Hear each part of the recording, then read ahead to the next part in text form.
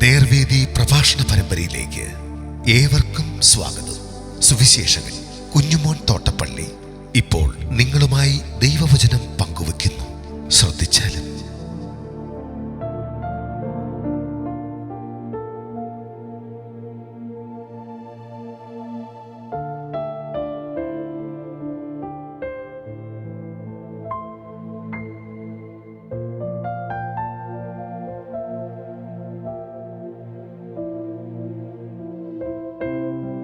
ഹബക്കൂക്കിന്റെ പ്രവചനം 2-ാം അധ്യായം. ഞാൻ വായിക്കുന്നത് ശ്രദ്ധിച്ചാലും.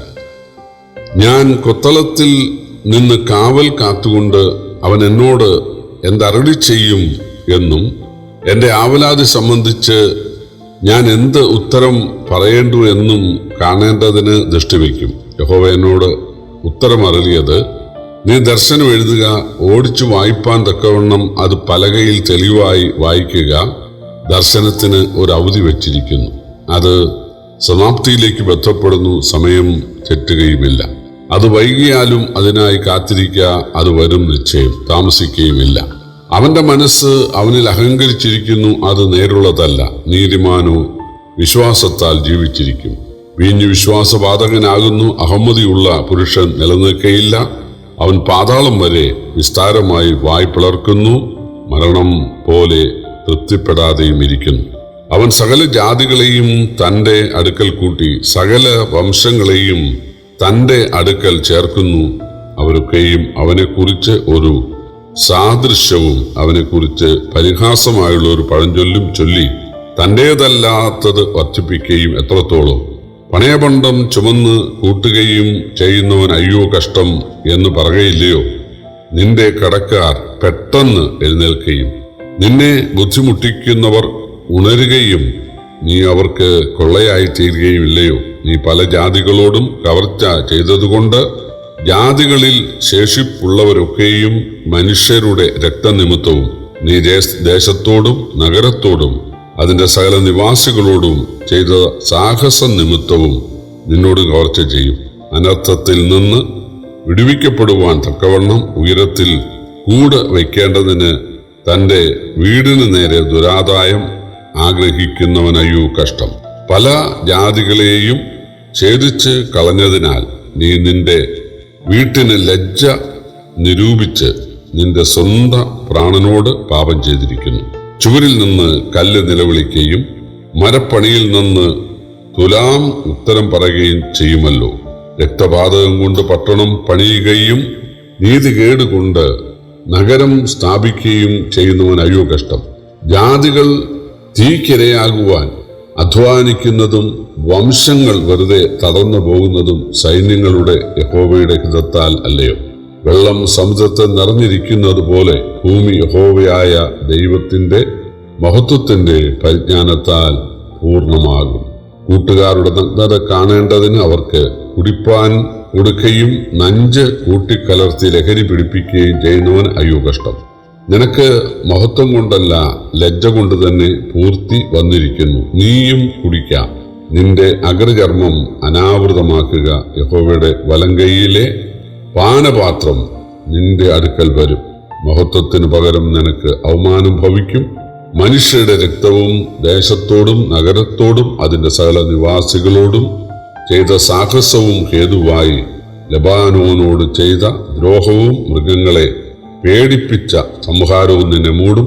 പണിക്കാരന് ഒരു ബിംബത്തെ കൊത്തി ഉണ്ടാക്കുവാൻ, അതിനാലോ പണിക്കാരൻ വ്യാജം ഉപദേശിക്കുന്ന വാർപ്പ് വിഗ്രഹത്തിൽ ആശ്രയിച്ചുകൊണ്ട് ഊമവിദ്യാമൂർത്തികളെ ഉണ്ടാക്കുവാൻ, അതിനാലോ എന്ത് പ്രയോജനമുള്ളൂ? മരത്തോട് ഉണരുക എന്നും ഊമക്കല്ലിനോട് എഴുന്നേൽക്ക എന്നും പറയുന്നവൻ അയ്യോ കഷ്ടം. അത് ഉപദേശിക്കുമോ?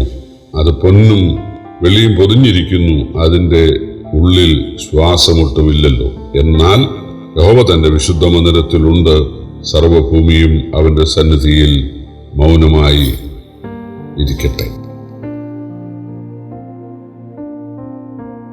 1-ാം അധ്യായത്തിൽ ഹബക്കൂക്ക് പ്രവാചകൻ കൊത്തളത്തിൽ കാവൽ കാത്തുകൊണ്ട് നിന്നുകൊണ്ട് ദൈവം എന്തരുളി ചെയ്യുന്നു എന്നറിയാൻ ആഗ്രഹിച്ചു. ഇത് അക്ഷരാർത്ഥത്തിൽ കൊത്തളമായിരിക്കണമെന്നില്ല. ഉയരമുള്ള കൊത്തളങ്ങളിൽ കാവൽ കാക്കുന്നവർക്ക് നക്ഷത്രങ്ങളുടെ സ്ഥാനം നോക്കി സമയം അറിയാൻ കഴിയും. അതുകൊണ്ടാണ് കാവൽക്കാര രാത്രി എന്തായി എന്ന് ജനം വിളിച്ചു ചോദിക്കുന്നതായി യെശയ്യാപ്രവചനം 21:12 ഉള്ളത്. പാപം ചെയ്യുന്ന യഹൂദയെയും ചുറ്റുമുള്ള രാജ്യങ്ങളെയും ന്യായം വിധിക്കാനുള്ള സമയം അറിയുവാനാണ് ഹബക്കൂക്ക് കാവൽക്കാരനെ പോലെ ആഗ്രഹിക്കുന്നത്. അത് ജനത്തോട് പറയുകയും വേണം. 2-3 വാക്യങ്ങളിൽ ദൈവം പറയുന്നത് ജനത്തിന് വായിച്ചു മനസ്സിലാക്കേണ്ടതിന് പലകയിൽ എഴുതുക, ഇനി താമസിക്കാതെ അത് സംഭവിക്കും എന്നായിരുന്നു.